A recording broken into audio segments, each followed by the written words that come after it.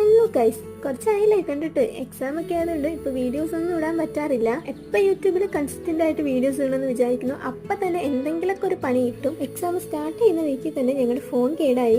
ആ ഫോണാണെങ്കിൽ നന്നാക്കാൻ കൊടുത്തിട്ട് അവർ ശരിയായെന്ന് വിളിച്ച് പറഞ്ഞു. കാരണം അടുത്ത ദിവസം തന്നെ അച്ഛന്റെ ഫോൺ ഞങ്ങൾ കൊടുത്തു വിട്ടു. പിറ്റേ ദിവസം പോയി ഫോൺ നോക്കിയപ്പോഴാണ് അതിൽ സിം ഇട്ട് കഴിഞ്ഞപ്പോൾ അത് ശരിയായിട്ടില്ല. പിന്നെ അത് കേടായി. ഞങ്ങളാണെങ്കിൽ ഉണ്ടായിരുന്ന ഫോൺ അച്ഛന് കൊടുത്ത് വിടുകയും ചെയ്തു. ഞങ്ങളുടെ ഫസ്റ്റ് എക്സാമിന്റെ നോട്ട് ഫുള്ളും ആ ഫോണിലായിരുന്നു. പിന്നെ ക്ലാസ്സും കാണാൻ പറ്റുന്നുണ്ടായിരുന്നില്ല.